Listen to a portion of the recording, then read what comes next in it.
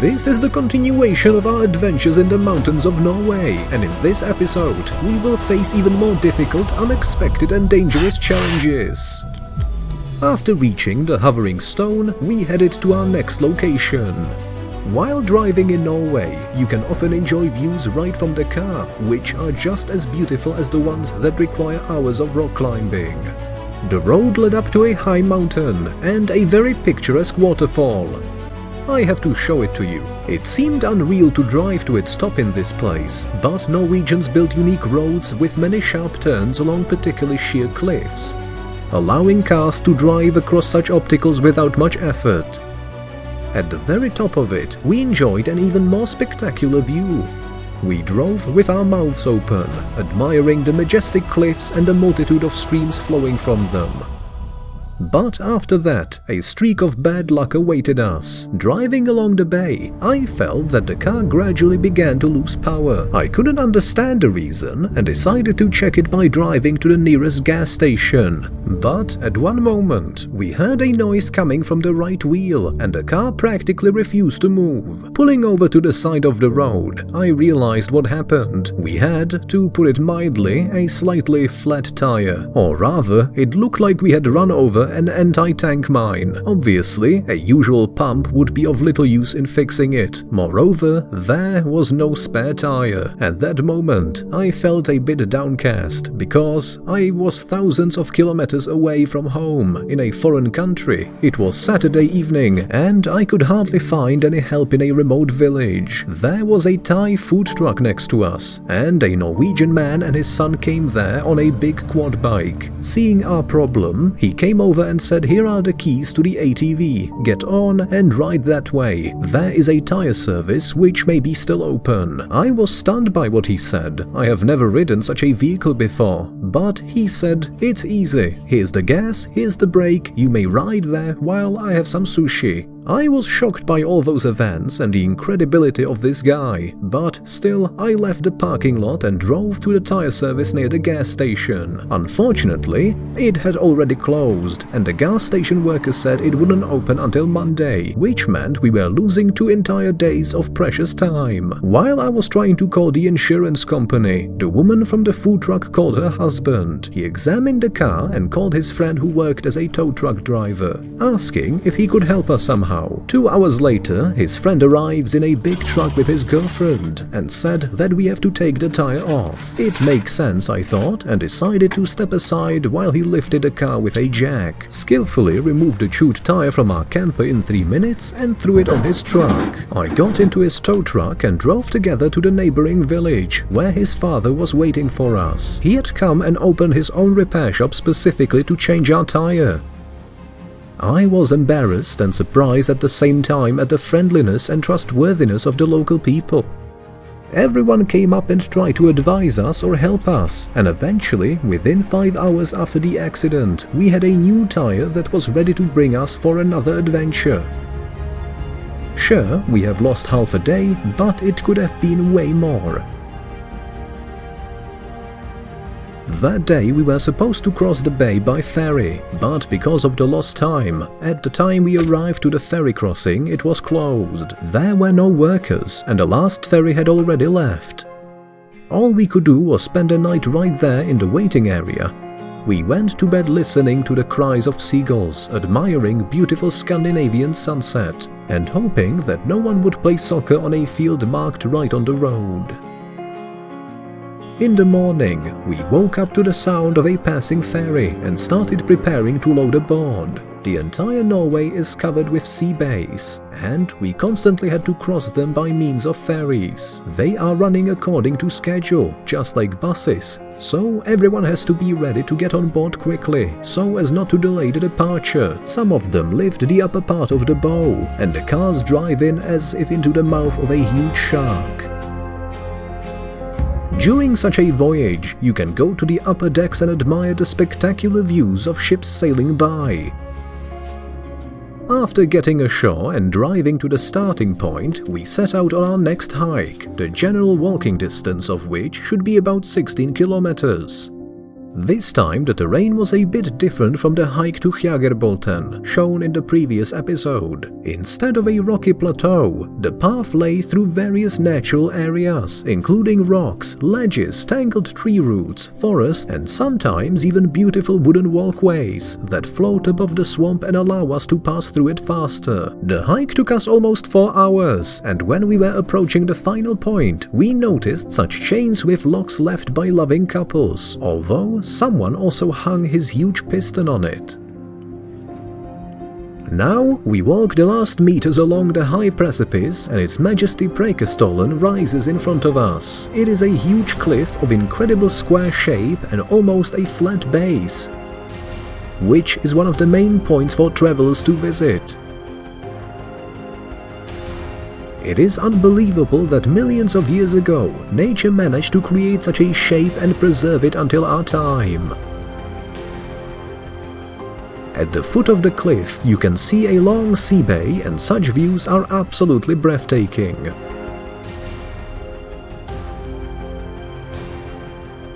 Usually, there are so many people that it's hard to even get here, but since it was late in the evening, we were lucky to enjoy the views and the cliffs at a more relaxed atmosphere. Unfortunately, there is a huge crack between the cliffs and its base that widens every year, and at one point it will fall.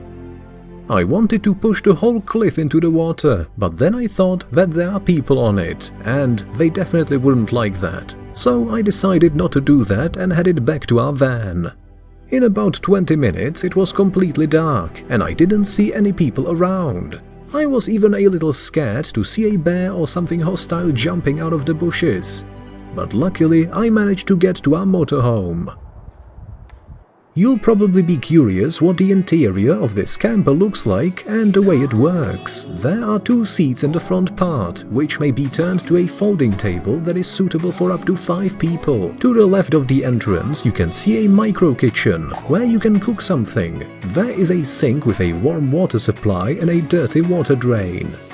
Also, there is a gas stove which works with a gas cylinder, and a small refrigerator, which also uses gas by some magic. And you won't believe it, there's even a bathroom with a wash bin and a toilet. And with one movement of a hand, it transforms into a shower cabin in which you can wash yourself. Sleeping places that allow you to have a proper rest are located in the rear part of the van. At the entrance to the camper, there is a display with buttons to adjust temperatures of the air in the room and the temperature of the water in the shower. If you are lucky enough to find an outlet at a parking lot, you can plug it into the mains. And in this case, all heating is done by electricity. The water pump is powered by a battery that is charged by a solar panel on the roof. In order not to let anyone look through your windows in the evening, you can achieve complete privacy by drawing these covers on the side windows and the windshield. When we were running low on water, we had to get a hose from the trunk and look for a place where we could connect it, for example a gas station. On the side of the car opens a special compartment with a water tank and a movable neck in which you insert the hose that fills a 100-liter tank with clean water. But obviously, when we stopped for the night in the mountains, there was no water tap, and I had to walk down to the stream to fill a 5-liter bottle with water, hoping that the sheep grazing upstream hadn't done anything bad to it.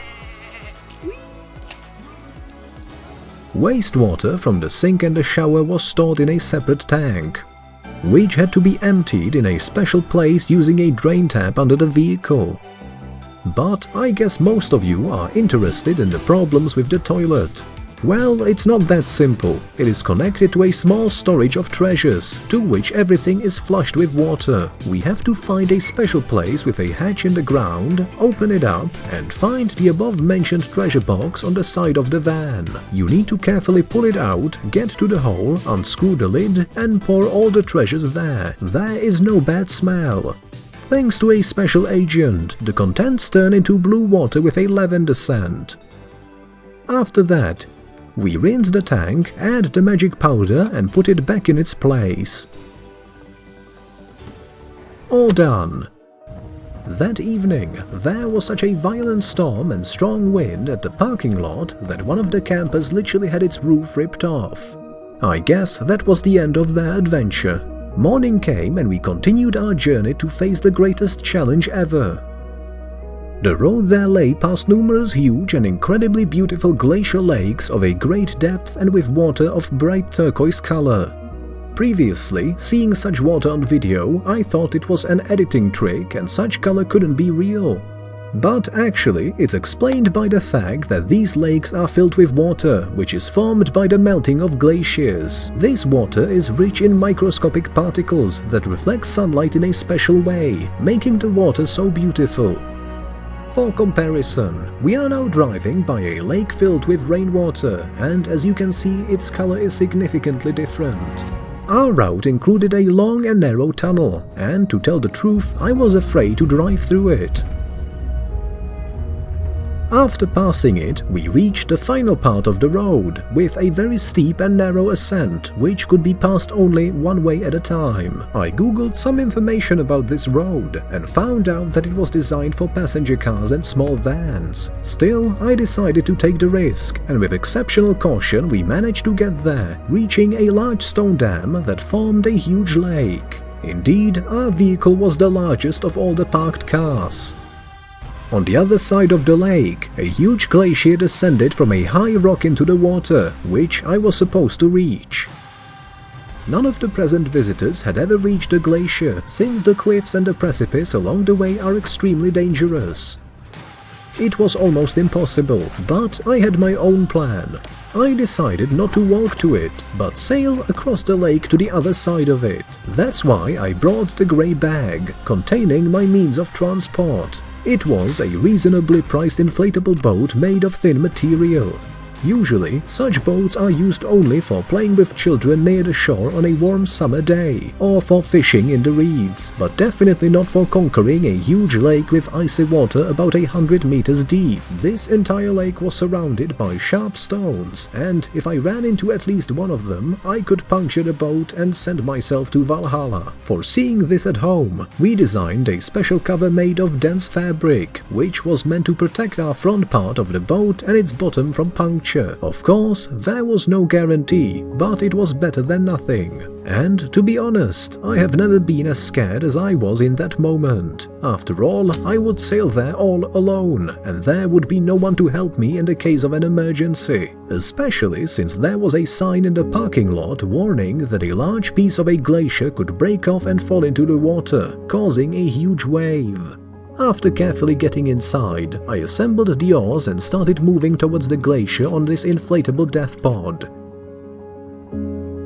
At first, everything went pretty well. I had hardly ever sailed on a boat with oars, but I had managed to move confidently enough in the desired direction.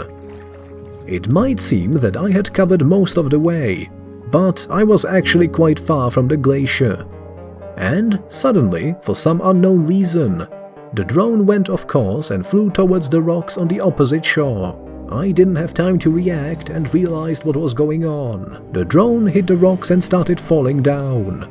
I was sure that it was destroyed after such a crash and tumble. At that moment, I had thoughts of leaving it there forever and keeping paddling because the extra distance and search would take a lot of energy, which I required for the way to the glacier. But then I realized that if I managed to find it, at least we could get the aerial footage that I had made before.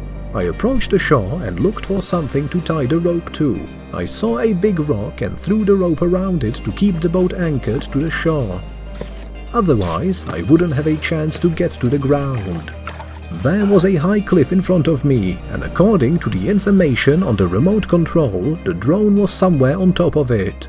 I had to climb up and down for about half an hour, hoping to find the crash site. I almost gave up hope when I found it on the edge of the cliff. The main parts of it looked intact, although the landing gear and one propeller were damaged. I decided to give it a chance to fly one more time when I got to the glacier. However, I didn't want to risk the data on the memory card, so I decided to transfer all the video files from the card to my smartphone.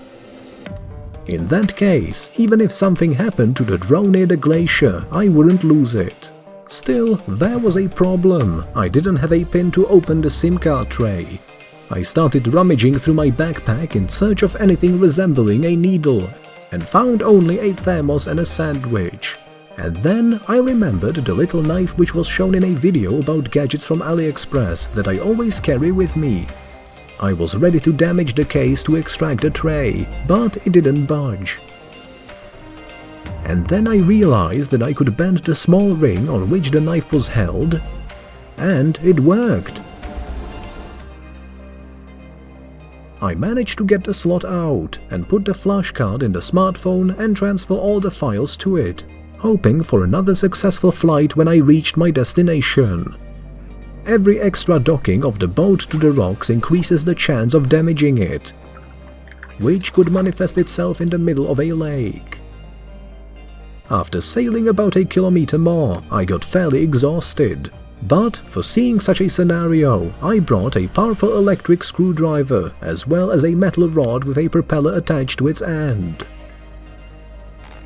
Having fixed all this equipment into the screwdriver, I managed to get something resembling an outboard motor. Thanks to the screwdriver, the boat was moving much faster than when I was using oars, and at the same time I spent, to put it mildly, a little less effort. 40 minutes later, the battery died, but I was getting close to my destination. I put the oars in place, carefully disembarked on the island near the glacier, secured the boat and walked towards it. Unbelievable! It was so gorgeous and huge that I was scared to even stand next to it. The camera doesn't convey the scale of this ice structure, but from this point of view you can compare me as a tiny spot in the center to only a small part of the glacier in the background. Mind that I am standing only near the tail of the glacier, while it stretches for many kilometers over the rocks.